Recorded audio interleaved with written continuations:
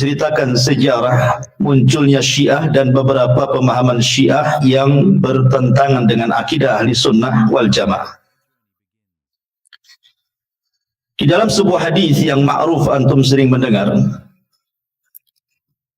ketika Nabi SAW berbicara tentang perpecahan umat Islam, kata Nabi SAW, "Sataftariku ummati ala 73 firqatan."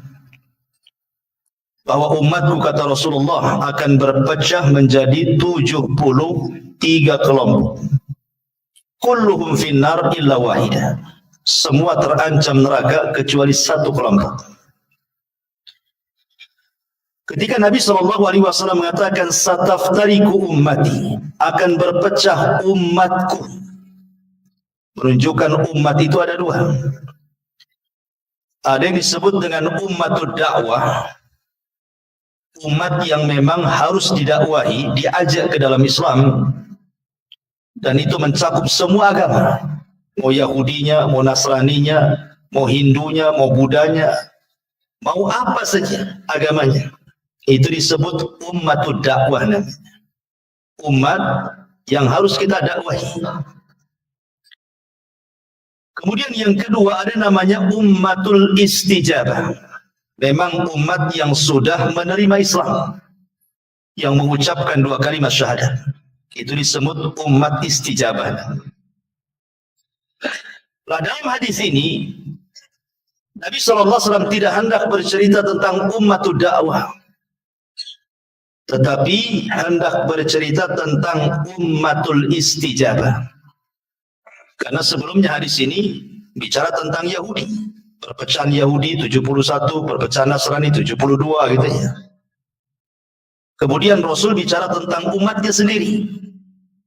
Ummatul istijabah akan berpecah menjadi 73 kelompok. Yang satu direct masuk surga, yang 72-nya terancam neraka.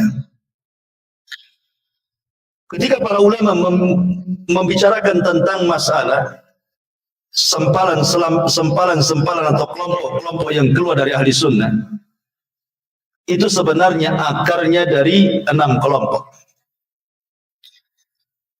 Jadi kelompok yang ada di zaman itu, yang kemudian berpecah kemana-mana, itu awalnya dari 6 kelompok itu. Pertama, ahli sunnah wal jamaah sendiri, yang disebut dengan firqatun najiyah, kelompok yang selamat. Yang kedua, al-khawarij, dan sudah saya jelaskan sejarahnya. Kemudian yang ketiga, Syiah. Kemudian yang keempat, Jahmiyah. Kemudian yang kelima, Murji'ah, dan yang keenam, Qadariyah. Dari 6 ini kemudian berpecah kemana-mana, sampailah kepada 73 kelompok. Tapi sebagian para ulama mengatakan tidak terbatas kepada 73 saja, tidak. Bisa lebih daripada itu. Tapi inilah akarnya dari sini. Nah, yang ingin saya bahas malam ini adalah kelompok Syiah. Syiah ini sendiri, ikhwan, pecahannya banyak, bukan satu saja Syiah itu, tidak. Bahkan ulama sampai menggolongkan pecahan Syiah itu sampai 70 firqatan, sampai 70. Syiah ini juga berpecah dan berkelompok-kelompok sesama mereka sendiri. Dan perselisihan mereka bukan seperti perselisihan Imam Ahmad dengan Imam Syafi'i. Bukan seperti perselisihan Imam Abu Hanifah dengan Imam Malik dalam bab fikih, bukan. Perselisihan mereka ini sampai kepada tingkat aqadiyah, artinya sampai bicara akidah, menyesatkan satu dengan yang lainnya. Itu di tubuh mereka sendiri. Bagaimana kalau seandainya Syiah dilawankan dengan ahli sunnah? Wah, tentu lebih seru lagi kan gitu ya. Nah, di antara kelompok-kelompok Syiah yang paling besar dari pecahan-pecahan itu, ada namanya Syiah Ismailiyah. ada Syiah Itsna Asyariyah, ada Syiah Al-Batiniyah, ada Syiah Az-Zaidiyah, ada Syiah An-Nusraniyah, dan Syiah-Syiah yang lainnya banyak. Ini yang paling besar. Ada Syiah-Syiah kecil seperti Hashimiyah, Zurariyah, dan begitu seterusnya. Artinya mereka sendiri pecah. Dengan pecahnya kelompok Syiah ini, kita langsung dapat menilai bahwa Syiah ini bukan kelompok yang selamat, tapi kelompok yang bermasalah. Karena Allah Subhanahu wa taala sendiri yang mengatakan, "Lau kana min indi ghairillahi lawajadu fihi ikhtilafan katsira." Kalau seandainya Al-Qur'an itu bukan dari sisi Allah, tentu engkau akan dapat di dalamnya banyak perselisihan, percanggahan satu dengan yang lainnya. Tapi karena Quran dari sisi Allah, maka tidak ada kontradiktif. Ketika Syiah kemudian berpecah, berarti memang agamanya bukan dari Allah. Sebab kalau dari Allah, kenapa berpecah? Ahli sunnah tidak ada yang berpecah. Ahli sunnah cuma satu. Ma'asyiral muslimin yang dimuliakan Allah Subhanahu wa taala. Sedikit kita akan gambarkan Syiah ini siapa sebenarnya. Bagaimana munculnya? Kemunculan Syiah itu sebenarnya kurang lebih dengan Khawarij. Pada dasarnya mereka bukan kelompok Aqadiyah, bukan. Bukan kelompok yang memiliki akidah khusus yang bertentangan dengan ahli sunnah, tidak. Itu awal kemunculannya. Murni 100% itu gerakan politik. Jadi pada permulaan kemunculan Syiah itu murni firqatun siyasiyatun. Atau dengan bahasa lain gerakan-gerakan politik saja. Mereka tidak suka mendukung pemimpin ini dan suka mendukung pemimpin itu. Itu saja. Kemudian karena ketidaksukaannya akhirnya mereka melakukan pemberontakan. Tapi di zaman awal-awal munculnya Syiah tidak ada ini masjid Syiah, masjid Sunnah, nggak ada. Ini markas Syiah, markas Sunnah, negeri Sunnah, negeri Syiah, nggak ada, belum ada di zaman itu. Karena memang gerakan Syiah itu pada awalnya hanya gerakan politik saja. Ma'asyiral muslimin yang dimuliakan Allah Subhanahu wa taala. Ketika Nabi sallallahu alaihi wasallam meninggal dunia, tapi yang tentu yang kalau kita mutlakan kalimat Syiah ya kan ya, Syiah kan banyak macamnya ya. Tapi kalau di zaman sekarang, kalau kita katakan istilah Syiah biasanya ngarahnya ke siapa? Ke Syiah Itsna Asyariyah atau dengan kata lain Syiah Rafidhah yang ada di Iran, ya, yang mengimami tentang 12 imam yang diakhiri dengan Muhammad Hasan Al-Ash'ari yang konon ketika masih bayi karena takut dibunuh diletakkan di Sirdab Irak dan kelak akan muncul di akhir zaman sebagai Mahdil Muntadhar. Sehingga orang-orang Syiah hari ini datang ke gua itu, digedor-gedor tuh pintu gua, ukhruj ya Mahdi, ukhruj ya Mahdi, keluar wahai Mahdi, keluar wahai Mahdi. Yang nggak akan keluar, nggak ada. Ya. Ma'asyiral muslimin yang dimuliakan Allah Azza wa Jalla. Jadi setelah wafatnya Nabi sallallahu alaihi wasallam, maka sepakat ketika itu Muhajirin dan Ansar, walaupun ada sedikit polemik ketika wafatnya Rasul, orang-orang Ansar kan berkumpul ingin memilih Sa'd bin Ubadah sebagai pengganti. Tapi datang Abu Bakar Siddiq, Umar dan juga Abu Ubaidah mengatakan bahwa al-imamatu min Quraisy, pemimpin itu harus dari Quraisy. Akhirnya orang-orang Ansar tidak berani lagi mengusung Sa'd bin Ubadah. Justru kompak mereka membaiat Abu Bakar. Resmilah Abu Bakar menjadi khalifah pertama setelah Nabi SAW. Dan khalifah berkuasa Abu Bakar tidak lama, 2 tahun 6 bulan saja. Kemudian Allah wafatkan. Nah setelah Abu Bakar meninggal dunia dan sebelum berwasiat kepada Umar untuk menggantikannya, di zaman Abu Bakar belum ada Syiah, semua ahli sunnah.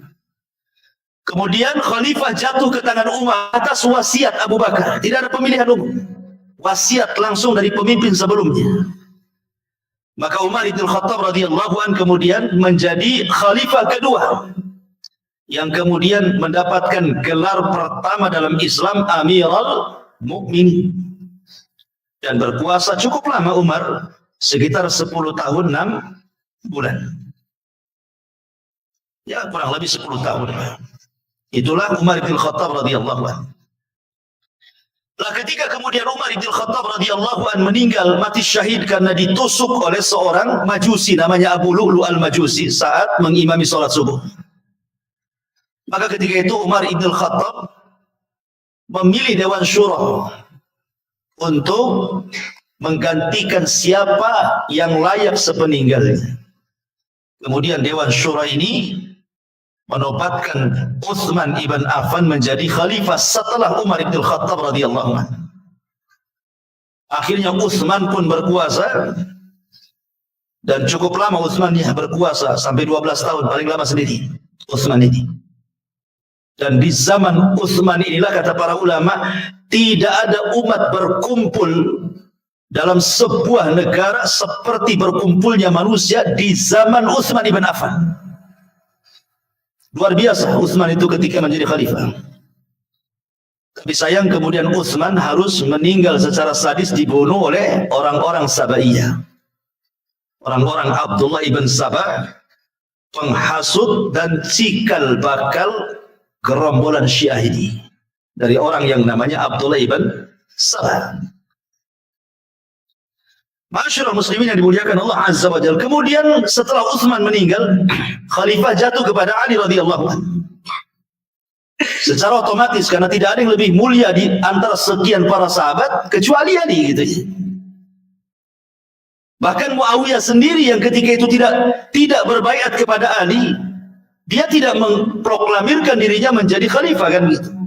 Sampai ketika setelah terjadi perang yang disebut dengan perang Siffin kemudian berdamai, tetap saja Ali menjadi khalifahnya, Muawiyah tetap jadi gubernur di Syam kan gitu.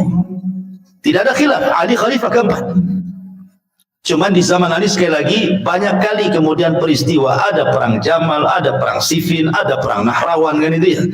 Banyak kali. Jadi kalau kita mau menggambarkan biografi Ali itu ceritanya hanya perang gitu saja. Iya. Ya, jadi ceritanya berkisar perang saja biografi Ali itu, karena memang fitnah di zaman Ali luar biasa. Ya. Masyaallah muslimin yang dimuliakan Allah Subhanahu wa taala, lah munculnya gerakan Syiah pertama itu. Sekali lagi saya katakan, gerakan Syiah pertama tidak ada gerakan akidah, murni gerakan politik. Ya. Ketika terjadi perang Siffin,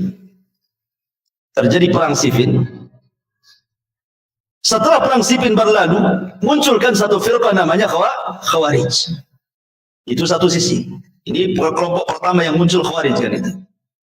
Lah setelah perang Siffin ini muncul juga kelompok kedua yang disebut dengan Syiah, yang dikepalai oleh siapa? Oleh Abdullah ibn Sabah.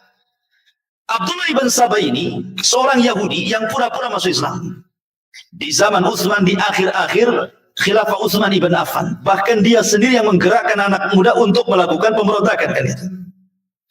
Sehingga ketika terjadi perang Siffin dan selesai di perang Siffin ini, maka kemudian Khawarij mereka betul-betul memusuhi Ali, bahkan mengkafirkan gitu ya. Tapi ada satu sisi ekstrim yang kebalikan daripada Khawarij yang disebut dengan Syiah. Lah dimulai daripada orang yang bernama Abdullah ibn Sabah, seorang Yahudi dari Son'ayam. Lah ketika itu kemudian Abdullah ibn Sabah ini membuat orang-orang berfanatik kepada Ali. Membuat orang-orang fanatik sekali kepada Ali radhiyallahu an, sehingga ada satu gerakan di zaman Ali radhiyallahu, tidak banyak orang-orangnya, yang sampai ke taraf menuhankan Ali radhiyallahu an. Sehingga mereka datang betul-betul ke Ali radhiyallahu an mengatakan, "Antal ilah," katanya. Engkau Tuhan katanya. Bayangkan, langsung dikatakan engkau Tuhan.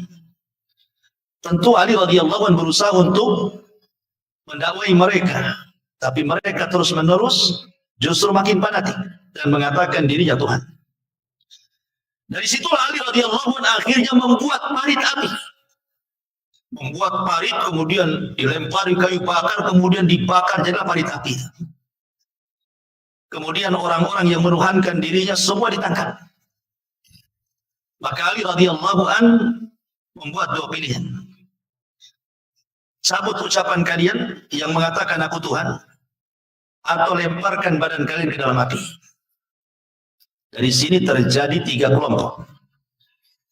Satu, kelompok yang betul-betul menganggap Ali itu Tuhan. Mereka rela masuk ke dalam api. Bukan tidak berdalil, mereka berdalil. Apa dalilnya? Nabi SAW bersabda, la yu'adzibu bin nar illa rabbun nar. Tidak ada yang boleh mengadab dengan api kecuali Rabb pemilik api. Tengok, Ali mengadab dengan api, berarti dia Rabb katanya. Nyemplung lah itu yang masih menuhankan Ali itu. Berdalil juga mau bunuh diri itu. Ya. Ini kelompok yang ekstrim. Ya. Kelompok yang kedua memang tobat, betul-betul tobat, tidak menuhankan Ali. Mereka tobat nasuha. Lah kelompok yang ketiga inilah yang kemudian cikal bakal gerakan ini. Mereka berpura-pura tobat, tetapi keyakinan mereka tetap di atas kebatinan. Pura-pura saja. Ya, di antaranya Abdullah ibn Sabah di situ. Ya. Masyaallah muslimin yang dimuliakan Allah Subhanahu wa taala. Makanya Abdullah ibn Sabah ini terkenal menghasut orang-orang untuk menganggap bahwa Ali itu yang berhak menjadi khilafah setelah Rasulullah SAW, bukan Abu Bakar, Umar ataupun Utsman. Maka dia mengutipkan fatwa, diantaranya adalah sebagaimana Yusa ibn Nun mendapatkan wasiat dari Musa, maka Ali juga sama mendapatkan wasiat dari Nabi SAW. Jadi harusnya dia yang berhak menjadi khalifah. Itu diantara pemikiran Abdullah ibn Sabah. Lah inilah gerakan Syiah yang pertama kali muncul, yang dikepalai siapa? Abdullah ibn Sabah ini, seorang tokoh Yahudi. Tetapi ketika itu kan belum ada gerakan besar, mengelompok, punya masjid sendiri, punya negara sendiri, belum ada. Ya sendiri-sendiri gitu ya, karena memang tidak bisa mereka berkembang kala itu. Kemudian gerakan kedua ketika meninggalnya Husain. Kita urut. Ketika Muawiyah ibn Abi Sufyan menjadi raja, dan menjadi rajanya Muawiyah dan merupakan raja pertama, bahkan raja terbaik dalam Islam. Sebelumnya siapa yang berkuasa setelah Ali meninggal? Putranya Hasan. Hasan berkuasa dulu kan, cuma 6 bulan saja. Maka di bulan Rabiul Awal pada tahun 41 setelah hijrah Nabi, kemudian Hasan pun mengundurkan diri. Nabi wafat bulan Rabiul Awal juga kan, tahun berapa? 11 Hijriah. Hasan turun dari kekuasaannya Rabiul Awal juga tahun 41 Hijriah. Berarti persis seperti sabda Nabi bahwa kekhilafahan di atas nubuah itu 30 tahun. Ya kan? Rasul mengatakan seperti itu kan? Kekhilafahan nubuah itu hanya 30 tahun saja. Dimulai daripada Abu Bakar 2 tahun, kemudian Umar 10 tahun lebih, kemudian Utsman 12 tahun, kemudian Ali 4 tahun, kemudian digenapkan dengan Hasan ibn Ali 6 bulan sekian hari. Maka di bulan Rabiul Awal tahun 41 Hijriah dia mengundurkan diri, pas 30 tahun. Persis seperti sabda Nabi. Karena setelah khilafah nubuwah sudah tidak ada lagi, yang ada apa? Mulkun wa rahmah, kerajaan yang ada. Sudah tidak ada lagi sistem kekhilafahan, jadi sistem mulkun wa rahmah, kerajaan. Dan raja pertamanya adalah Muawiyah ibn Abi Sufyan. Itu setelah Hasan mengundurkan diri, kemudian menyerahkan kekuasaannya kepada Muawiyah dan berbaiat kepada Muawiyah. Persis seperti sabda Rasul.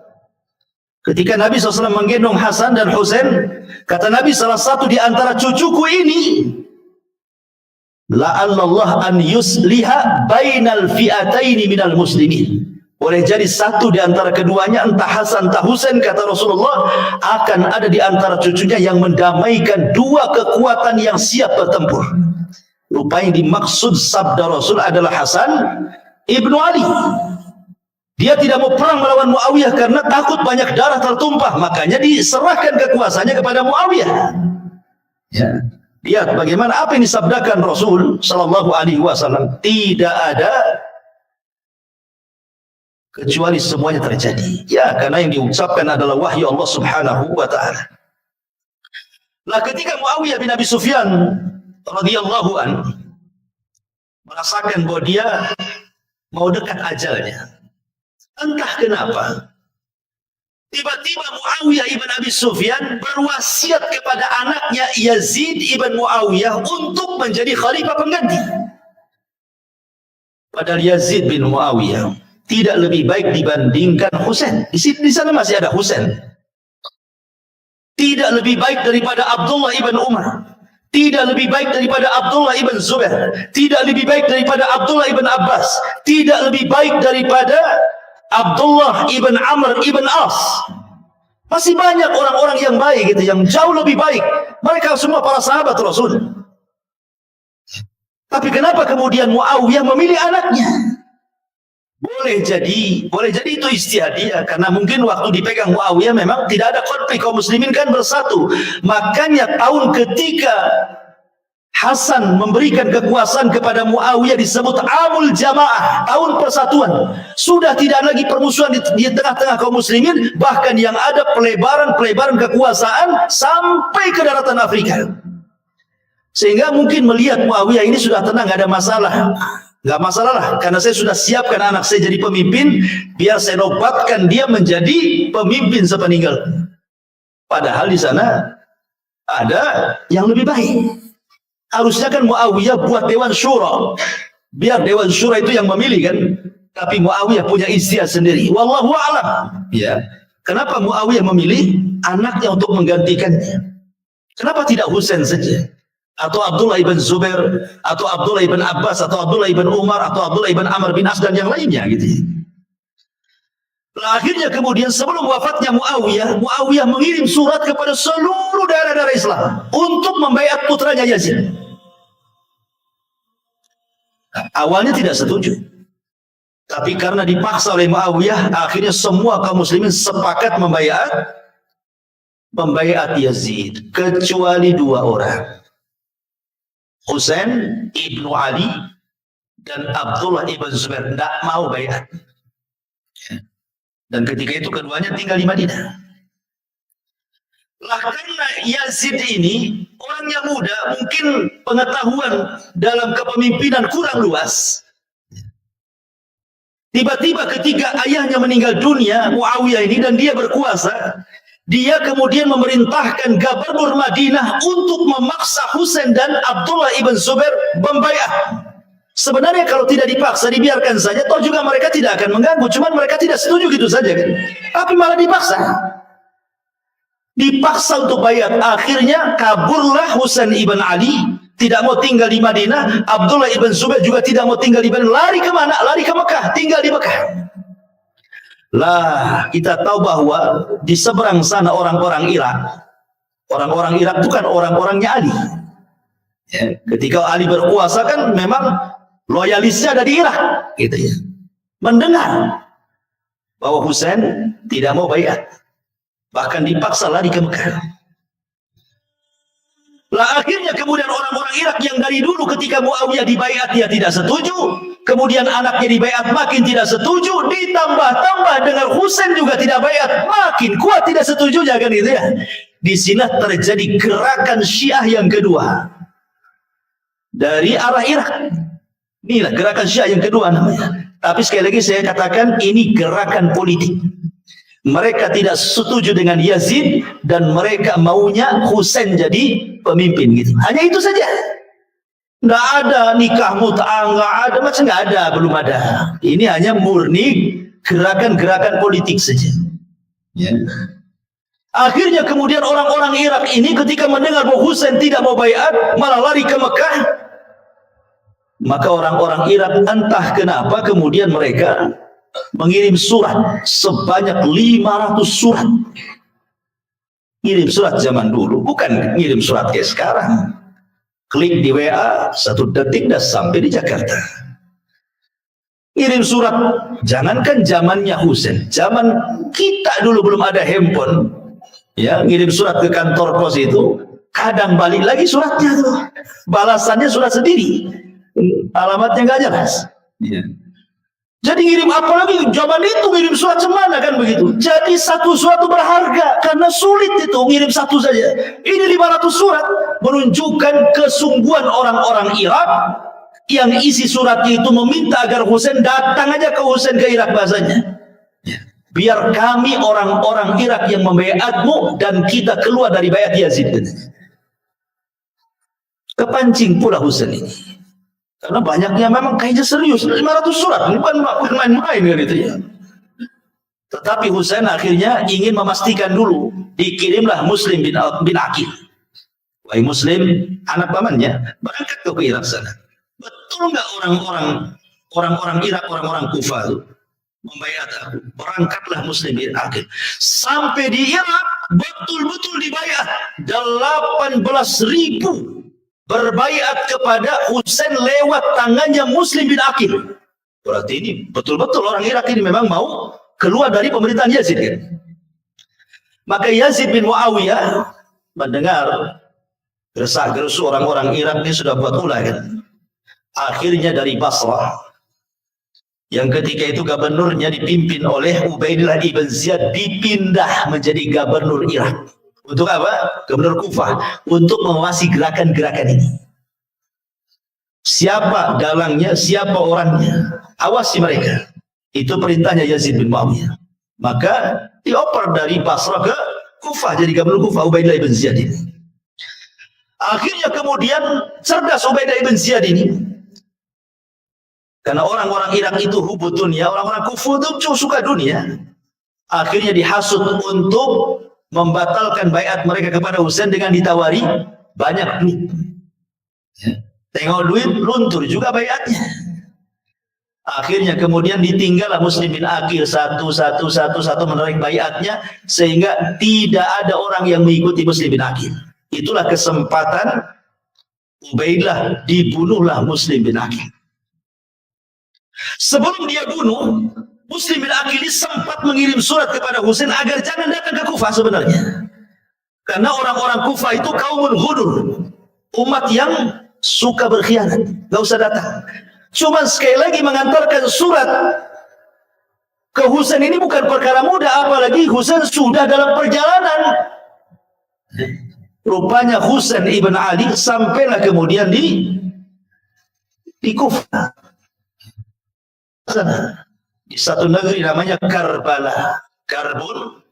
Dan Ubaidah ibn Ziyad melakukan perbuatan yang sangat sadis, mengepung tentara Husain yang jumlahnya hanya 100. Tentara dia mempasukan 5.000 orang, 100 orang ini tuh keluarganya, istrinya, anaknya, tentaranya paling banyak orang saja. Ini yang ngepung 5.000 orang tentara semua. Ya habislah, dibantai di situ sampai terjadilah pembunuhan kepada Husain, dipenggal kepalanya. Dan panjanglah ceritanya kalau pembunuhan Husain, karena kita fokus di sejarah Syiah. Jadi gerakan Syiah ini adalah gerakan kedua. Gerakan kedua muncul di Irak. Mereka kemudian melepas baiat kepada Yazid, malah kemudian diberikan kepada Husain. Tapi belakangan kemudian mereka pun tidak berbaiat kepada Husain juga. Gitu loh ya. Itulah orang-orang Irak itu, kaum ghudur. Ngepung itu sebagiannya adalah orang yang ngirim surat. Gitu baik. Jadi Husain mengatakan, kamu kan yang ngirim surat, ngapain kamu ikut ngepung saya, katanya. Jadi itulah pengkhianatannya. Jadi setelah terbunuhnya Husain, orang-orang yang tidak terlibat dalam penyerangan Husain itu, mereka menyesal. Karena gara-gara mereka lah Husain terbunuh. Coba kalau mereka tidak ngirim surat, Husain tidak datang ke Irak kan gitu ya, Husain tidak akan terbunuh. Jadi mereka bersalah. Yang nanti orang-orang yang bersalah ini membuat gerakan yang disebut dengan gerakan Tawabin. Pasukan disebut Jaisu Tawabin. Tentara-tentara yang bertobat, maksudnya ingin bertobat, menebus kesalahannya karena kematian Husain. Itu tentara yang disebut Jaisun Tawabin nanti. Masyaallah muslimin yang dimuliakan Allah Subhanahu wa taala. Lah ketika kemudian Husain meninggal, Yazid terus berkuasa, tapi Yazid pun tidak lama berkuasanya, hanya 4 tahun saja. Dan dia mati muda, belum sampai 40 tahun sudah meninggal Yazid itu karena sakit. Ya. Lah Yazid ini punya anak namanya Muawiyah. Muawiyah ibnu Yazid ibnu Muawiyah ibn Abi Sufyan. Orang dulu tuh gitu, kakek sama cucu sama-sama namanya. Nama anaknya Yazid Muawiyah. Muawiyah ini orang soleh. Orang soleh dia. Dia tidak berhajat kepada kekuasaan. Jadi yang dikehendaki Yazid itu maksudnya kekuasaan jatuh kepada Muawiyah. Anaknya pula tak mau. Karena dia seorang thalabul ilmi, dia orang soleh, dia tidak cinta dengan kekuasaan. Jadi ketika Yazid meninggal, dia malah kemudian ngomong di hadapan kaum muslimin, "Falyakhtaru ma syi'tum." Terserah kalian, pilih siapa yang akan menjadi pemimpin kalian, saya nggak mau, katanya. Oh, kacau lah negara, nggak ada pemimpin. Pemimpin yang mundurkan diri apa nggak kacau? Di semua daerah kacau. Lah ketika terjadi kekacauan karena Muawiyah tidak mau jadi pemimpin, mundurin diri kan itu. Dari kota Madinah muncul Abdullah ibn Zubair memproklamirkan diri menjadi khalifah. Ketika Muawiyah mundur, di sana pula maju. Kan? Ketika Abdullah ibn Zubair dari kota Madinah menghabarkan bahwa baiat saya yang akan memimpin kaum muslimin, dari mana-mana negeri berbaiat kepada Abdullah ibn Zubair. Makanya kalau kita melihat tarjamah Abdullah ibn Zubair, baik yang dikatakan Imam Zahabi atau imam-imam yang lainnya, makanya beliau sering dikatakan Amirul Mukminin. Ya, karena sah banyak kaum muslimin berbaiat ketika itu. Beralih jadi pendukungnya Abdullah ibn Zubair. Berbaiat semua. Kecuali orang Syam tidak mau baiat. Siapa? Marwan ibn Hakam. Tidak mau baiat ya. Marwan nggak mau baiat, tetap dia di Syam. Sebenarnya Marwan mau baiat, cuman dipengaruhi oleh siapa? Ubaidah ibn Ziyad. Ubaidah ibn Ziyad ini yang tadi yang membunuh Husain itu. Dapat pengaruh, tidak usah ngapain baiat. Bagus kau jadi pemimpin di sini saja, katanya. Makanya akhirnya dia tidak membaiat. Akhirnya Ubaidillah ibn Abdullah ibn Zubair menjadi khalifah selama 7 tahun. Sini banyak peristiwa kan, termasuk salah satunya Abdullah ibn Zubair sempat meratakan Ka'bah, membongkar Ka'bah, diratakan, diganti bangunannya dengan bangunan baru, disesuaikan dengan bangunan Ibrahim, pintunya 2 di bawah tanah dan Hijar Ismail masuk.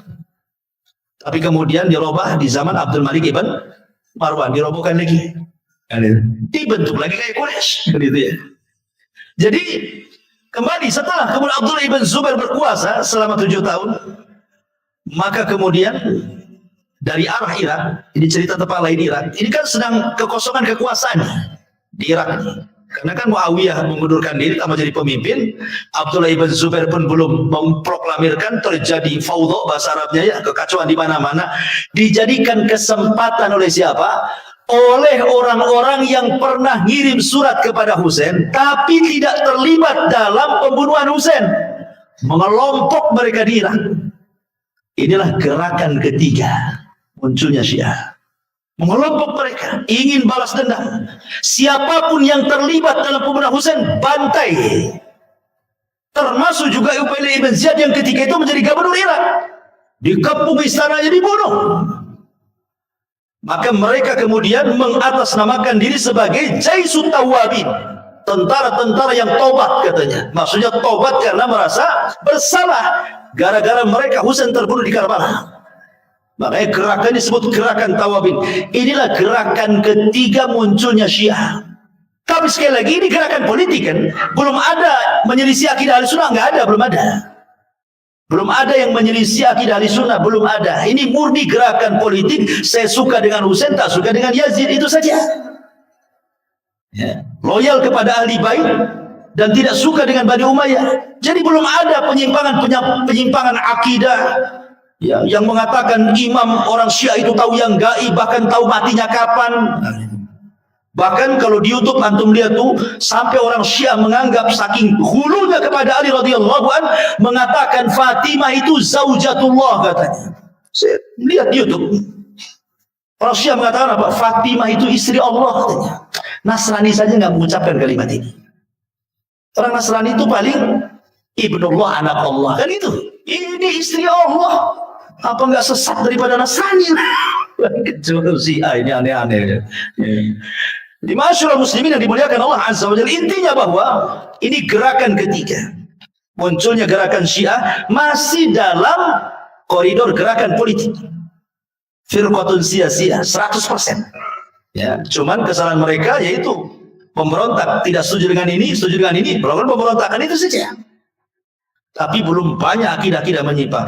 Kemudian kok bisa muncul akidah-akidah yang menyimpang, yang kemudian akhirnya Syiah dikeluarkan dari ahli sunnah. Karena secara umum definisi ahli sunnah itu sesuatu yang bukan Syiah dialah ahli sunnah. Itu takrif umum namanya.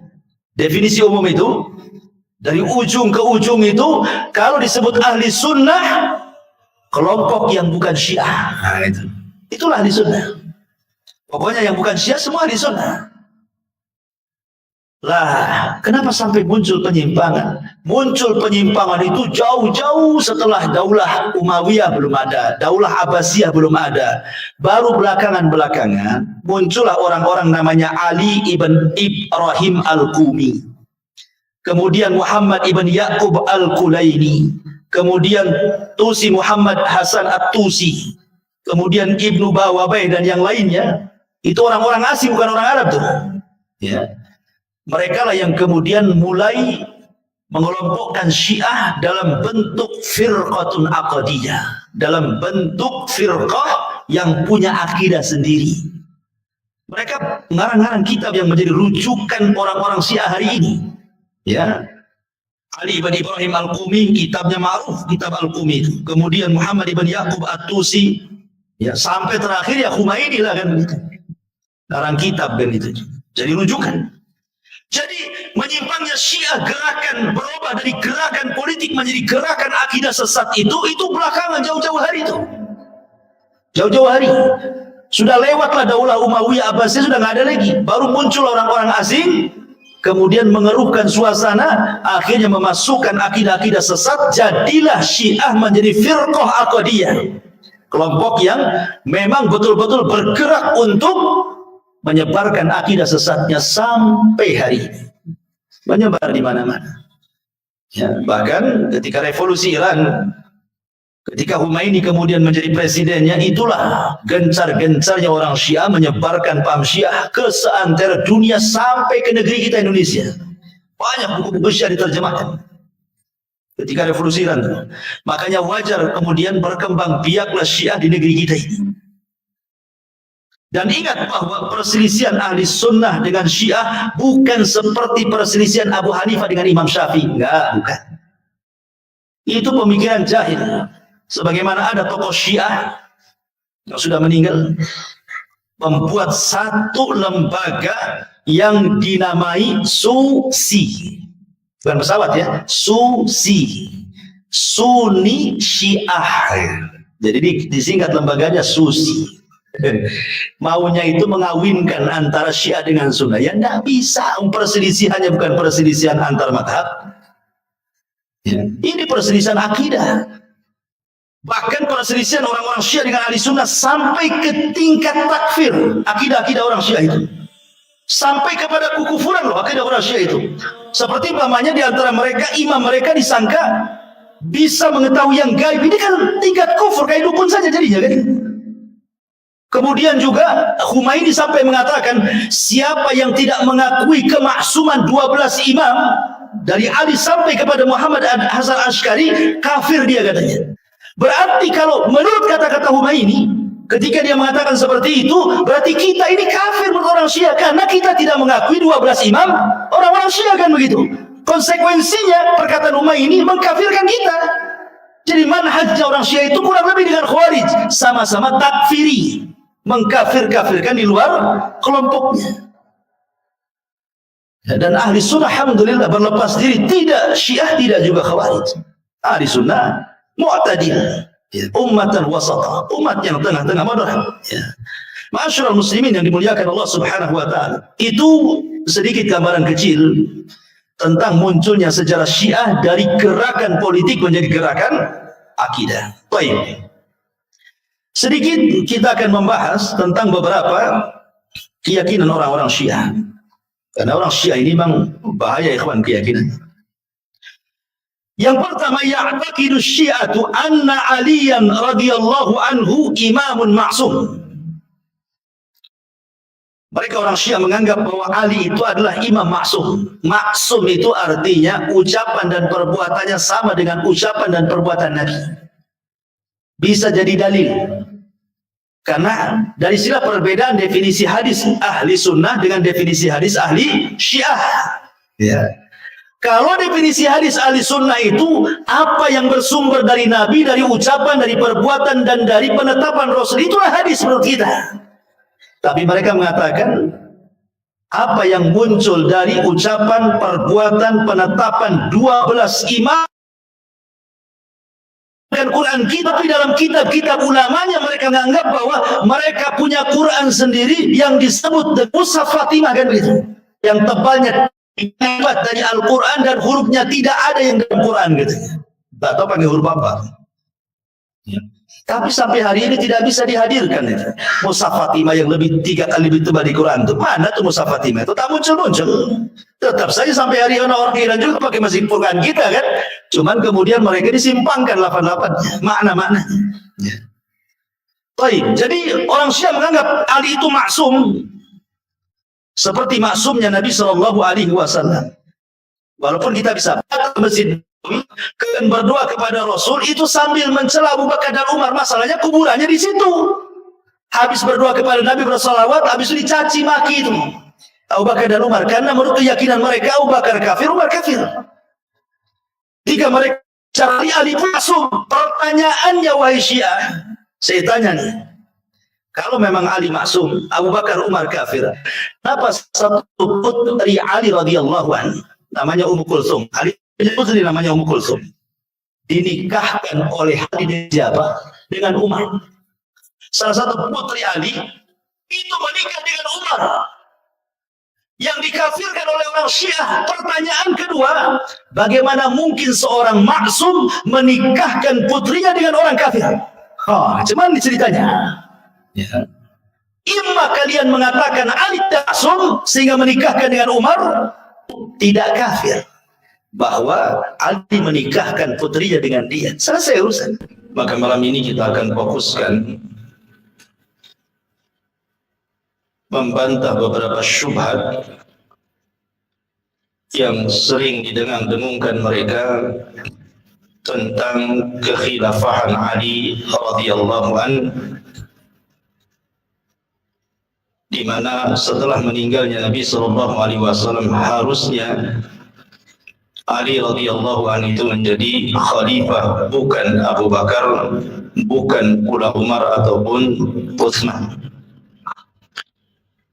Kemudian berlanjut kepada pemahaman munculnya keturunan Ali yang kemudian disematkan sebagai imam-imam maksum atau dikenal dengan Imam 12, yang diakhiri dengan Muhammad Hasan al-Ash'ari yang konon katanya masih sembunyi di sebuah gua Sirdab Irak dan akan menjadi Mahdi di akhir zaman.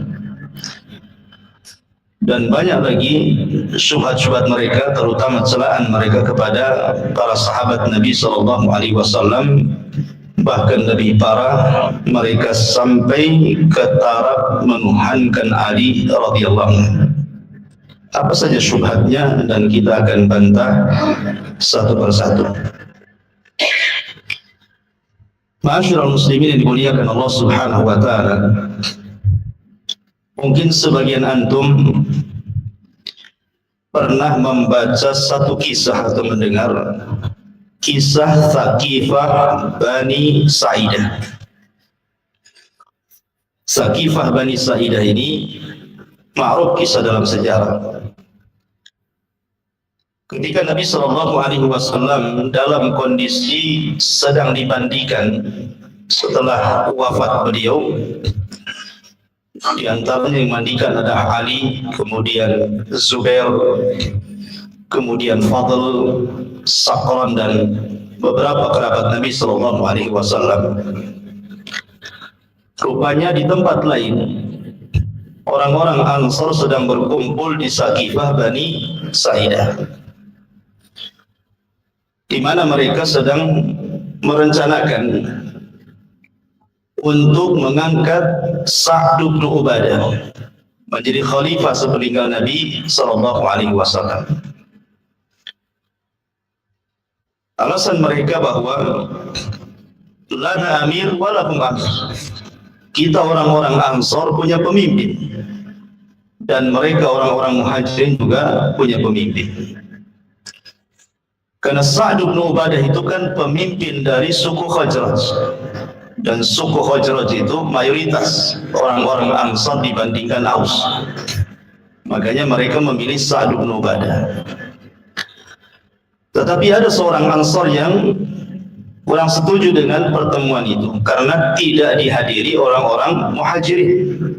Harusnya kalau mau menjadi khalifah kaum muslimin bukan rapat sendirian, tetapi melibatkan bukan hanya orang Ansar tetapi juga orang-orang Muhajir.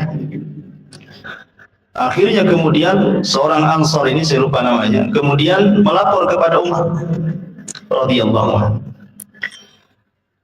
Lah ketika itu Umar, Abu Bakar dan yang lainnya memang sedang menunggu pemandian Nabi Shallallahu Alaihi Wasallam, karena cukup lama memandikan Rasul itu sebab mereka tidak pernah tahu bagaimana cara memandikan seorang Nabi, lain dengan Bani Israel. Mana Nabi Shallallahu Alaihi Wasallam mengatakan Bani Israel itu tasusuhumul anbiya. Mereka itu banyak diutus Nabi. Satu Nabi meninggal, datang Nabi yang lain. Nabi yang lain meninggal, datang lagi Nabi yang lain. Tetapi bagi bangsa Arab itu tidak pernah mereka menghadapi kematian seorang Nabi. Itulah satu-satunya Nabi, dan tidak ada Nabi setelahnya. Sehingga terjadi perselisihan. Bagaimana cara memandikan seorang Nabi, apakah harus dibuka bajunya atau tidak, bagaimana cara mengkafaninya, bagaimana cara menyolatkannya, bagaimana cara menguburkannya, di mana dia dikuburkannya. Jadi banyak perselisihan yang bagi mereka itu persoalan baru, sehingga lama akhirnya proses kemudian fardu kifayahnya Nabi Sallallahu Alaihi Wasallam. Lah ketika sampai berita perkumpulan orang-orang Ansar ini, akhirnya Umar pun tidak tahan, akhirnya ngomong dengan Abu Bakar agar menghentikan mereka. Sebab kalau dihentikan, sempat mereka membaiat Sa'd ibn Ubadah. Sementara orang-orang Muhajirin tidak tahu, akan jadi fitnah. Akhirnya kemudian Abu Bakar Siddiq radhiyallahu an membawa Abu Ubaidah ibn al-Jarrah. Jadi hanya 3 orang saja. Umar, Abu Bakar, kemudian Abu Ubaidah ibn al-Jarrah mendatangi ke Saqifah Bani Sa'idah. Di situ sudah berkumpul orang-orang Ansar. Umar ini sudah menyiapkan kata-kata. Jadi sepanjang jalan Umar itu sudah menyediakan materi yang kelak akan dibicarakan di hadapan orang-orang Ansar.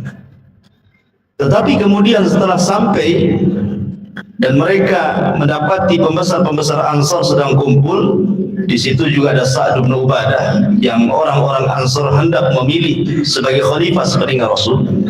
Umar itu sudah berbicara, tapi Abu Bakar Siddiq radhiyallahu anhu mengatakan, "Uskut ya Umar, diam." Maka Umar seketika diam. Padahal Umar itu tidak bisa, dia kalau bicara dia tidak bisa dihentikan.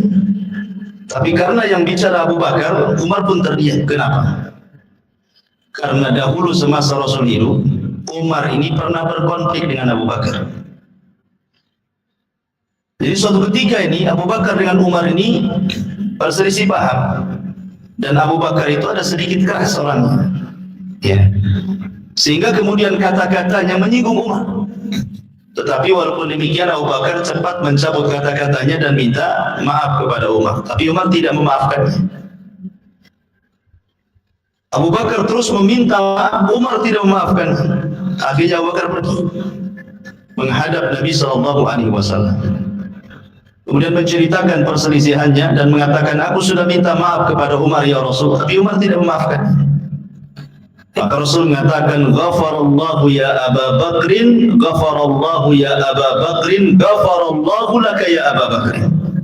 Semoga Allah mengampuni engkau, semoga Allah mengampuni engkau, semoga Allah mengampuni engkau. Sehingga Abu Bakar pun kemudian agak tenang sedikit. Nah, Umar radhiyallahu anhu pulang ke rumahnya. Sampai di rumahnya dia menyesal, kenapa tidak memaafkan Abu Bakar. Akhirnya dia keluar rumah lagi, langsung menuju rumah Abu Bakar. Rupanya tidak ada. Dan Umar tahu kalau tidak di rumah, pasti di rumah Nabi. Maka Umar pun kemudian ke rumah Nabi. Rupanya betul ada Abu Bakar di situ. Nah, Umar radhiyallahu anhu langsung melihat wajah marahnya Nabi. Nabi marah kepada Umar radhiyallahu anhu, kenapa dia tidak memaafkan Abu Bakar? Sehingga kemudian Abu Bakar berusaha untuk menenangkan Rasul, jangan marah kepada Umar. Sampai mengatakan, inni kuntu azlam ya Rasul, inni kuntu azlam ya Rasul. Rasul, saya yang salah, saya yang sudah menzalimi Umar, saya yang salah. Tapi Rasul tidak menatap wajah Abu Bakar, justru menatap Umar radhiyallahu anhu.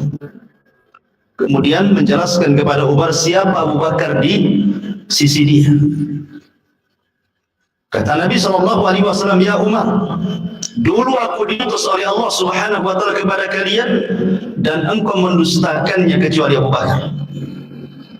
Dan tidak ada manusia yang menghabiskan kekayaannya untuk perjuangan dakwahku kecuali Abu Bakar.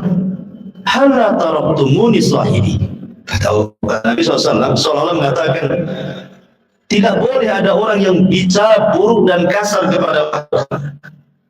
Sejak itulah maka Abu Bakar tidak ada yang berani menyakiti dia, baik Umar atau semua sahabat. Semenjak Nabi SAW menjelaskan kedudukan Abu Bakar di hadapan Umar, sejak itu Abu Bakar tidak pernah disakiti orang. Tidak Umar, tidak yang lain. Makanya ketika di Saqifah Bani Sa'idah, Rasul mengatakan, uskut ya Umar, Umar langsung dia tidak berani membantah.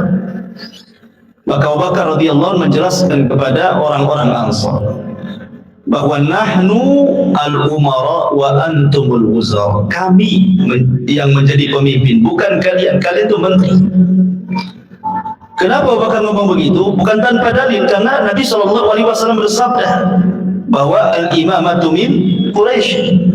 Pemimpin itu dari suku Quraisy. Kemudian Abu Bakar menjelaskan dalil-dalilnya, baik Al-Quran ataupun Sunnah Nabi SAW, sampai kemudian orang-orang Ansar pun terdiam dan memahami. Itulah bedanya kalau ada konflik di antara para sahabat, kalau sudah dibacakan ayat dan hadis selesai. Beda dengan kita, ya, ayat banyak, hadis banyak, tetap saja masalah. Ya. Mereka langsung paham, sehingga mereka tidak lagi membuat perkumpulan. Ketika Abu Bakar Siddiq radhiyallahu anhu mengatakan, kalau kalian harus membaiat seseorang, nih di samping kanan saya ada Umar, di samping kiri saya ada Abu Ubaidah, silakan baiat keduanya. Keduanya sudah direkomendasikan Nabi SAW adalah orang-orang baik. Tetapi kemudian Umar radhiyallahu anhu mengatakan, ya Abu Bakrin, seandainya kau penggal kepala, itu lebih baik dibandingkan aku menjadi khalifah dan rakyatku ada orang namanya Abu Bakar. Akhirnya Umar kemudian mengambil tangan Abu Bakar, dialah yang pertama kali membaiat, kemudian disusul oleh Abu Ubaidah, disusul oleh orang-orang Ansar yang ada di Saqifah Bani Sa'idah. Tapi ini disebut baiatul khas namanya, baiat khusus karena hanya segelintir orang saja, belum baiat umum di masjid. Tapi dari situ kita tahu bahwa Abu Bakar Siddiq radhiyallahu anhu resmi dibaiat menjadi khalifah. Kemudian setelah kejadian itu baru Nabi Abu Bakar Siddiq radhiyallahu anhu mengumumkan baiatnya di Masjid Nabawi. Dan tidak ada satupun sahabat yang mengingkari baiat mereka kepada Abu Bakar. Semua berbaiat. Lalu apa peristiwa ini? Karena Nabi SAW kan meninggal di hari Senin. Rasul itu meninggal di hari Senin. Kemudian dikebumikan di hari Rabu.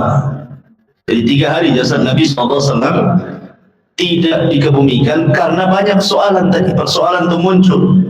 Persoalan orang Ansar mau naikkan Sa'd bin Ubadah kan itu.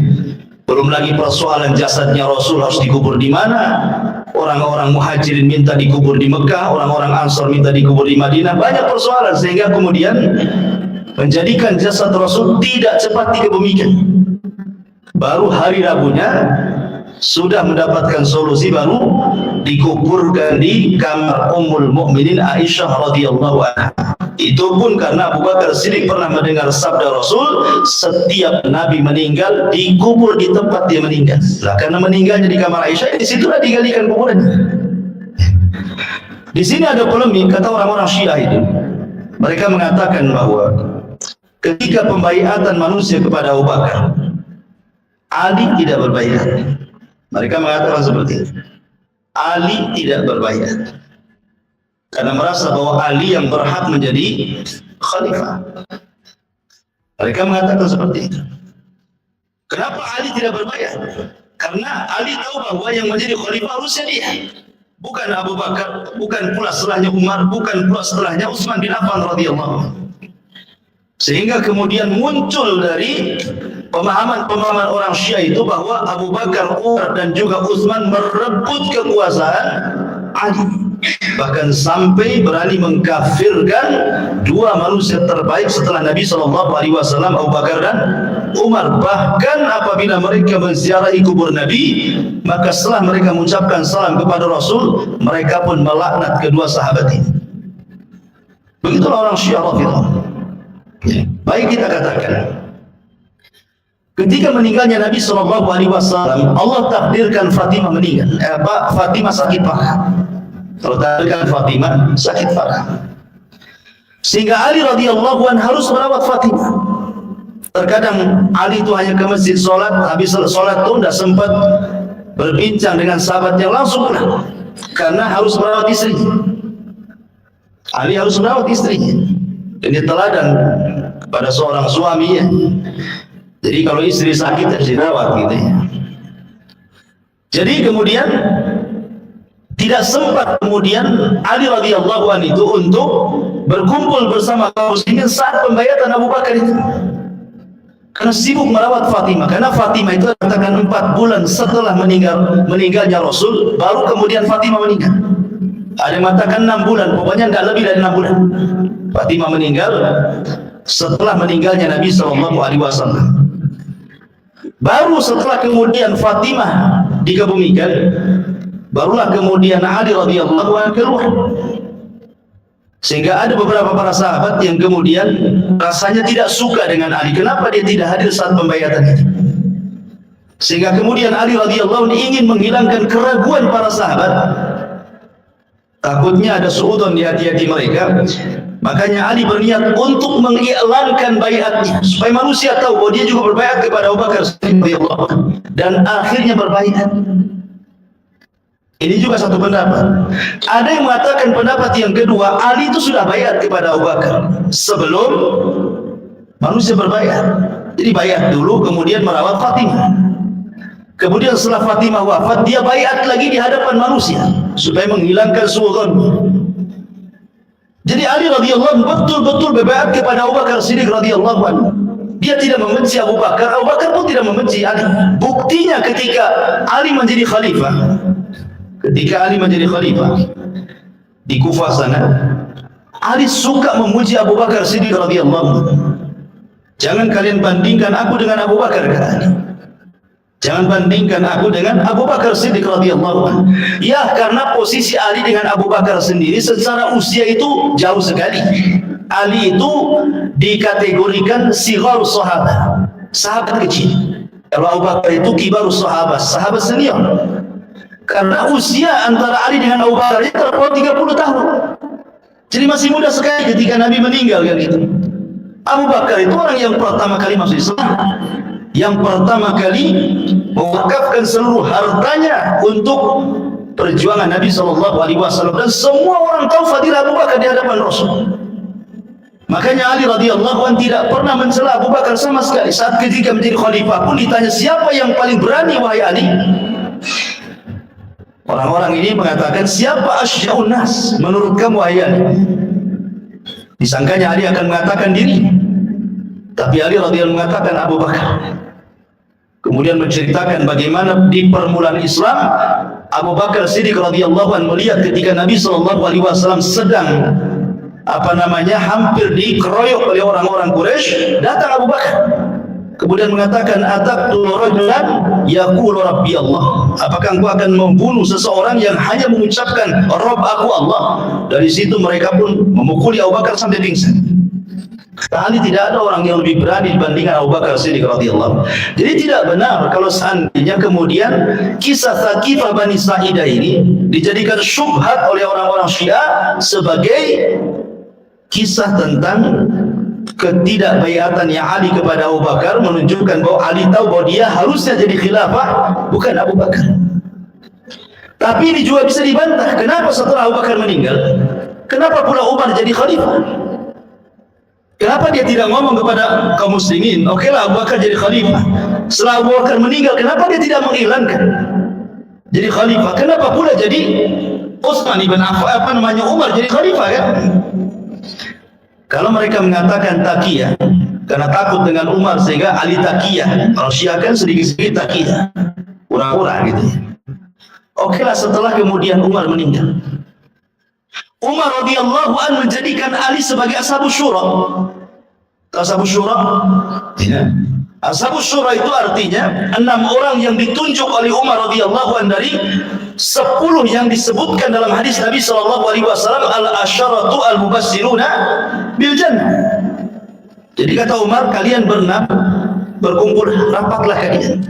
Terserah kalian mau milih siapa yang menjadi khalifah, karena semua kalian layak jadi khalifah, kata Umar. Akhirnya kemudian suara terpecah menjadi 2 kelompok kan? Ada yang memilih Utsman, ada yang memilih Ali. Rupanya manusia pun memilih Utsman kan? Ketika Ali masuk kepada Ashabus Syura, menunjukkan bahwa Ali itu mengakui kekhilafan Umar. Sebab kalau seandainya dia tidak mengakui kekhilafan Umar, Abu Bakar, ngapain dia masuk pada Ashabus Syura di situ? Jadi sebenarnya ikhwatul fillah muliakan Allah Azza wa Jalla, tentang kisah Thaqifah Bani Sa'idah tidak bisa dijadikan dalil secara mutlak baik dari jauh ataupun dekat tentang kekhilafahan Ali radhiyallahu anhu. Ini syubhat yang pertama. Kemudian syubhat yang kedua, riwayat Aisyah radhiyallahu anha dalam kisah Fatimah radhiyallahu anha meminta waris kepada Abu Bakar. Jadi sepeninggalnya Nabi sallallahu alaihi wasallam, dijelaskan dalam sebuah riwayat. Kita ambil riwayat Bukhari ataupun Muslim. Ya. Saya baca teksnya dulu. An Aisyah zaujin Nabi sallallahu alaihi wasallam. Dari Aisyah radhiyallahu, istri Nabi sallallahu alaihi wasallam, annaha akhbarathu, bahwa dia menghabarkan sesuatu, anna Fatimah binta Rasulillah sallallahu alaihi wasallam arsalat ila Abi Bakrin As-Siddiq radhiyallahu an tas'aluhu mirathaha min Rasulillah sallallahu alaihi wasallam. Jadi Fatimah, kata Aisyah, itu mengutus seseorang kepada Abu Bakar setelah menjadi khalifah, menuntut warisan bapaknya Nabi. Ya, menuntut warisan harta Nabi sallallahu alaihi wasallam yang ditinggalkan oleh Rasul setelah wafatnya Nabi. Mimma afa Allahu alaihi bil Madinati wa fadaka wa ma baqiya min khumusi al Khaybah. Dijelaskan di situ apa saja warisan Nabi sallallahu alaihi wasallam yang menurut Fatimah itu warisan Nabi untuk anak-anaknya. Yang meminta kepadanya warisan dari Nabi sallallahu alaihi wasallam, di antaranya adalah fai yang Allah berikan kepada Rasul di Madinah, kemudian tanah yang ada di Fadak, dan apa yang tersisa dari 1/5 Khaybah, karena bagian Rasul kan khumus, ya 1/5-nya. Akhirnya kemudian Abu Bakar Siddiq radhiyallahu anhu menjelaskan, faqala Abu Bakar Siddiq radhiyallahu anhu, anna Rasulullah sallallahu alaihi wasallam qala la nurathu ma tarakna sadaqah, innama ya'kulu alu Muhammadin min hadzal mali wa inni wallahi la ughayyiru syai'an min sadaqati Rasulillah sallallahu alaihi wasallam an haliha allati kanat 'alaiha fi ahdi Rasulillah sallallahu alaihi wasallam. Kemudian Abu Bakar Siddiq radhiyallahu anhu mengatakan, katakan kepada Fatimah bahwa Nabi sallallahu alaihi wasallam pernah bersabda, kami tidak mewarisi apa yang kami tinggalkan dari harta kami adalah sedekah. Jadi Abu Bakar menyampaikan sabda Nabi sallallahu alaihi wasallam, katakan kepada Fatimah, Nabi bersabda, kami para nabi tidak meninggalkan harta, semua harta kami sepeninggal kami semua jadi sedekah. Jadi tidak ada warisan karena semua harta Nabi kalau Nabi meninggal menjadi sedekah, nggak ada warisan. Kemudian kata Abu Bakar Siddiq radhiyallahu anhu, sesungguhnya keluarga Muhammad makan dari harta ini, dan sesungguhnya aku demi Allah tidak akan mengubah sedikit dari sedekah Nabi SAW dari kondisinya yang ada pada zaman Nabi SAW. Jadi Abu Bakar tidak memberikan warisan karena tidak ada warisan. Jadi Fatimah dipahamkan oleh Abu Bakar, saya tidak akan memberikan tanah-tanah itu karena itu semua sudah disedekahkan oleh Nabi. Karena tidak ada seorang Nabi kalau meninggal kecuali hartanya diwariskan untuk sedekah, bukan untuk ahli warisnya. Jadi Abu Bakar berusaha menenangkan Fatimah. Akhirnya dijelaskan kemudian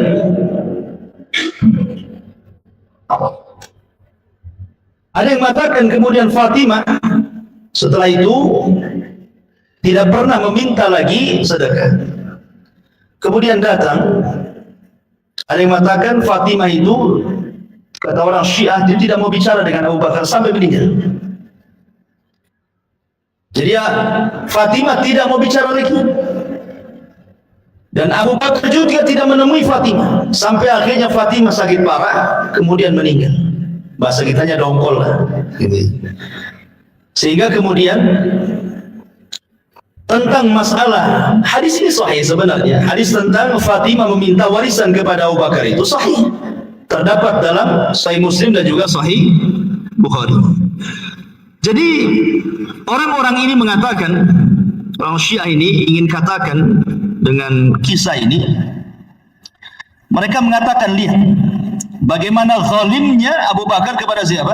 Keluarga Nabi, kepada keluarga Ali radhiyallahu anhu.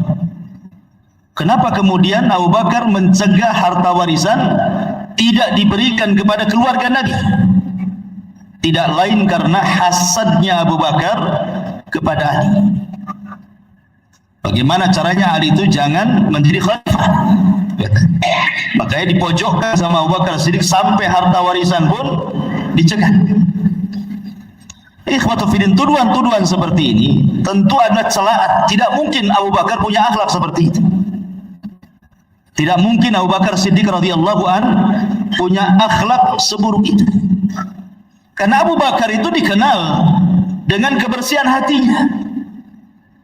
Makanya Nabi SAW ketika menjelaskan keutamaan Abu Bakar di antara seluruh keimanan kaum muslimin setelahnya, kata Nabi SAW, kalau Abu Bakar nih keimanan ditimbang di satu neraca, kemudian keimanan semua kaum muslimin setelahnya diletakkan neraca yang lainnya, tentu keimanan Abu Bakar jauh lebih berat dibandingkan keimanan seluruh kaum muslimin.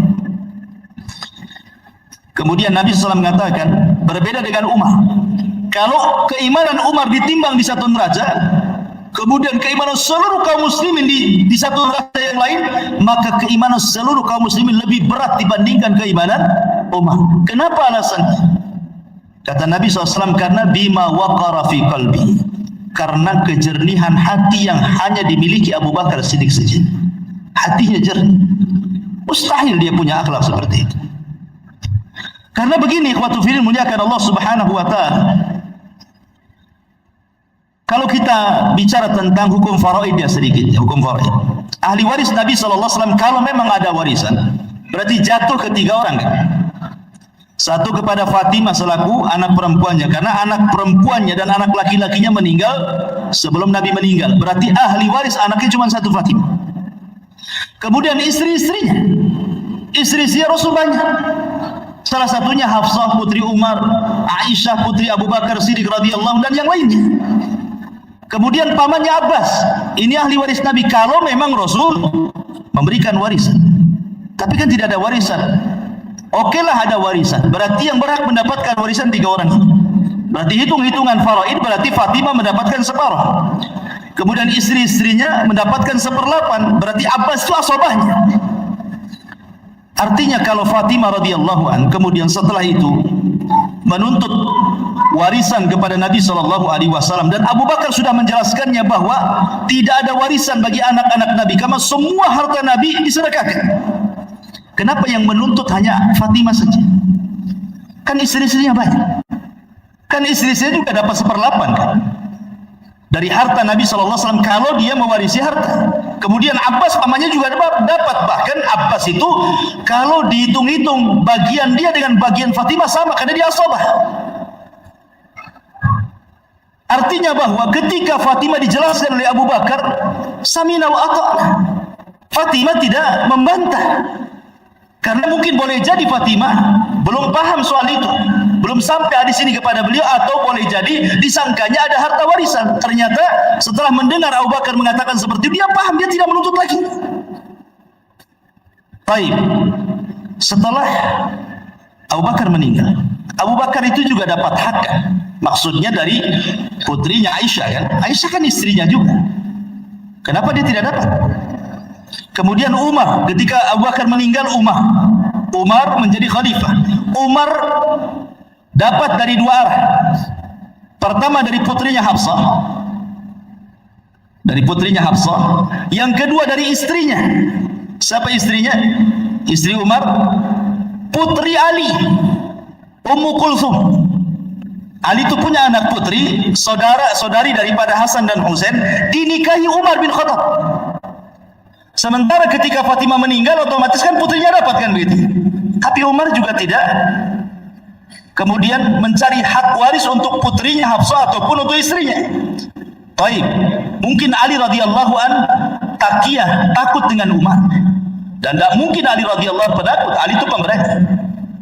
Anggap saja mereka, kita katakan seperti ucapan mereka takiyah Ali itu. Lah ketika kemudian Abu Bakar meninggal, Umar meninggal, kemudian Utsman juga meninggal, Ali jadi khalifah.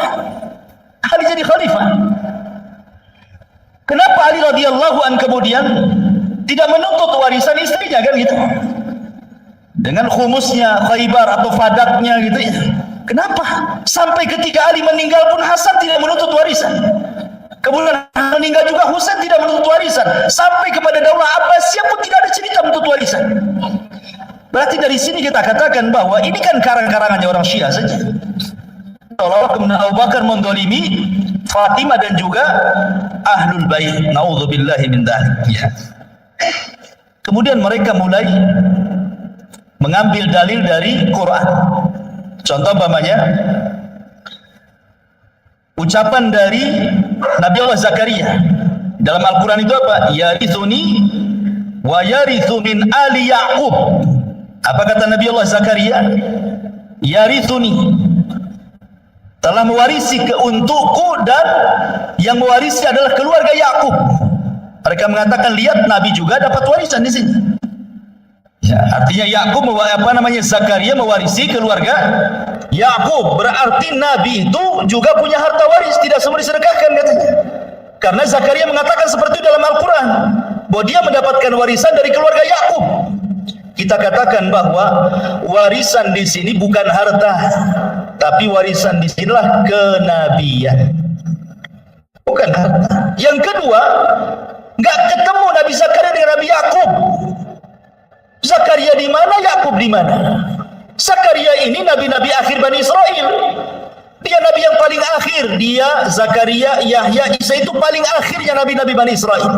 Sementara Ya'qub ini justru dialah bapak moyangnya Bani Israel. Berapa ratus nabi yang melewatinya itu? Jadi yang dimaksud di sini bukan harta warisan, tetapi warisan kenabian. Ya, karena Nabi itu tidak pernah mewariskan, makanya innal anbiya lam yurathu dinaran wala dirhaman walakin warasul ilma faman akhadahu akhadha bihadin wafir. Kata Nabi SAW, Nabi itu tidak pernah mewarisi dinar dan dirham, yang mereka warisi itu ilmu. Dan Nabi SAW mengatakan, nahnu ma'asyiral anbiya lam nuras. Kami ma'asyiral anbiya, seluruh para nabi tidak mewariskan harta. Ma tarakna sadaqah, apa yang kami tinggalkan semua jadi sedekah. Ataupun ucapan Nabi Sulaiman, wa waritha Sulaimanu Dawud, dan Sulaiman mewarisi apa namanya? Warisan Nabi Dawud. Oke lah, kalau mereka mengatakan itu kan terlalu jauh antara Zakaria dengan Yakub. Sekarang ada ayat yang lain yang jelas anak dan bapak. Wa warisa Sulaiman Dawud, Sulaiman mewarisi Dawud. Kita katakan ini pun bukan warisan harta. Ulama tafsir mengatakan bahwa Sulaiman mewarisi dari Dawud itu adalah al-mulku wan nubuwah, kerajaan dan kenabian, bukan harta. Sebab kalau kita melihat kisah-kisah Bani Israel, kisah-kisah perjanjian lama, istrinya Nabi Daud, siapa yang tahu berapa jumlahnya? Istrinya Nabi Daud itu jumlahnya 300 istri. Antum berapa? Satu, cukup lah, jangan. Udah satu aja. Jadi Nabi Daud itu 300, itu istrinya, belum budaknya selirnya. Berapa? 700. Istrinya yang sah 300, selirnya, budak-budaknya itu 700. Berapa perempuan? Nabi Daud. Ini syariat dulu. Syariat orang dulu kan begitu. Belum lagi anak-anaknya. Berarti kalau memang yang dimaksud warisan harta itu, warisan Sulaiman dari Daud itu harta, dia istrinya banyak, anaknya juga banyak, tak mungkin Sulaiman saja. Masa anak-anak yang nggak dapat? Kan nggak masuk di akal kalau memang itu harta. Berarti di sini bukan harta, tetapi yang dimaksud adalah al-mulku wan nubuwah, kerajaan dan kenabian. Karena istrinya banyak, anaknya banyak gitu ya. Ini tidak bisa dijadikan hujah yang seperti ini. Tapi orang-orang Syiah kemudian membawa lafaz-lafaz Quran itu seolah-olah ingin mencela Abu Bakar Siddiq radhiyallahu an, kemudian ingin membela Ali dan keluarganya. Seolah-olah Abu Bakar itu zalim kepada keluarga Nabi SAW. Jadi mereka hendak menanamkan kepada manusia untuk membenci Abu Bakar, intinya seperti itu. Pertama sudah dicabut kekhilafan Ali, diganti oleh Abu Bakar, kemudian dicari-cari penyakit-penyakit bagaimana orang itu dibencikan kepada Abu Bakar Siddiq radhiyallahu anhu, dibuatnya kisah-kisah seperti ini. Kisah ini sahih ya, tetapi kemudian ditambah dan dikurang oleh mereka supaya orang itu membenci Abu Bakar, Umar, Utsman dan sahabat-sahabat yang lain. Nauzubillah. Ya, ini syubhat-syubhatnya orang-orang Syiah. Kemudian syubhat yang ketiga. Syubhat yang ketiga. Masyarul muslimin yang dimuliakan Allah Azza wa Jalla, antum pernah dengar dalam sejarah ada namanya Raziyatul Khamis? Baru dengar Raziyatul Khamis ya. Ada Sakifah Bani Sa'idah kan masyhur gitu ya. Ada peristiwa di zaman Rasul namanya Raziyatul Khamis. Apa Raziyatul Khamis itu? Nabi SAW 4 hari sebelum wafatnya, hari Kamis, Khamis itu hari Kamis, kemudian Jumat, Sabtu, Ahad, Senin dia meninggal. Berarti cerita 4 hari sebelum meninggalnya Rasul. Itu disebut Raziyatul Khamis. Gimana kisahnya? Disebutkan dalam riwayat Bukhari dari Ibnu Abbas radhiyallahu anhu yaqul yaumul khamis wa ma yaumul khamis summa baka hatta balla damu al-hasa. Dari Abdullah bin Abbas radhiyallahu anhu berkata, hari Kamis, tahukah kamu hari Kamis? Kata Abdullah bin Abbas. Kemudian Abdullah bin Abbas apabila terkenang dengan hari Kamis, maka dia pun menangis hingga air matanya membasahi pasir. Saking banyak. Jadi Abdullah bin Abbas itu diingatkan hari Kamis, menangis dia. Ya. Makanya Abdullah bin Abbas mengatakan, hari Kamis, tahukah kamu hari Kamis? Dan bercerita. Setelah menangis, belum bercerita. Qala, kata Abdullah bin Abbas radhiyallahu anhu, ishtadda bi Rasulullah sallallahu alaihi wasallam wajhahu. Faqala ituni bi katifi uktub lakum kitaban la tadillu ba'dahu abada. Kemudian Abdullah bin Abbas mengatakan, menceritakan soal itu. Jadi Nabi SAW di hari Kamis itu bertambah parah sakitnya. Pada hari Kamis lalu berkata, berikanlah aku buku, karena aku akan menuliskan untuk kalian satu ketetapan yang kalian tidak akan tersesat selamanya setelah ini. Kemudian kata Abdullah bin Abbas radhiyallahu anhuma, fatanaza'u wala yanbaghi indan Nabi sallallahu alaihi wasallam tanazu. Faqalu ma lahu ahjara istafhimuhu faqala daruni alladhi ana fihi mimma tad'unani ilaihi fa'amarahum bisalathin. Kemudian kata Abdullah bin Abbas radhiyallahu anhu mengatakan, tiba-tiba kemudian setelah Rasul mengucapkan seperti itu, terjadilah perselisihan di antara para sahabat. Jadi orang-orang mulai bertengkar tuh. Padahal tidak sepatutnya mereka bertengkar di hadapan Nabi sallallahu alaihi wasallam. Mereka ada yang berkata, apakah beliau terdiam? Mereka mencari tahu tentang beliau, maka beliau berkata, tinggalkanlah aku. Sungguh aku sedang menghadapi perkara yang jauh lebih baik dari apa yang kalian ajak aku kepadanya. Lalu Nabi SAW berwasiat dengan 3 wasiat. Dalam riwayat yang lain, riwayat Muslim, Umar radhiyallahu anhu ketika melihat para sahabat mulai bergaduh. Jadi Umar radhiyallahu anhu kemudian mengatakan, qala Umar, inna Nabiyya sallallahu alaihi wasallam ghalabahul waja'u wa indana kitabullah hasbuna fakhtalafu wa kathural laghat. Sesungguhnya rasa sakit telah mempengaruhi Rasul sallallahu alaihi wasallam dan kalian telah memiliki Al-Qur'an, maka cukuplah Al-Qur'an bagi kalian. Maka terjadilah perselisihan dan banyak suara gaduh di sekitar Rasul. Maka Rasul mengatakan, pergilah kalian. Kalian tidak layak bergaduh di hadapanku, kata Nabi. Baik. Kemudian Abdullah bin Abbas keluar dan mengatakan, innar raziyah kulla raziyah ma hala baina Rasulillah sallallahu alaihi wasallam wa baina kitabih. Kata Abdullah bin Abbas radhiyallahu anhu seraya keluar dan berkata, sungguh musibah dan seluruh musibah adalah apa yang menghalangi Nabi sallallahu alaihi wasallam untuk menulis tulisan tersebut. Jadi kisahnya begini, kawan. Saat Nabi ini sakit parah-parahnya, Nabi SAW sedang sakit luar biasa. Ingat, Nabi kalau merasakan sakit itu 2 kali lipat daripada sakitnya kita. Sebagaimana hadis Abu Sa'id Al-Khudri radhiyallahu anhu, dia menceritakan Nabi itu kalau sakit kepala 2 kali lipat sakitnya dibandingkan orang biasa.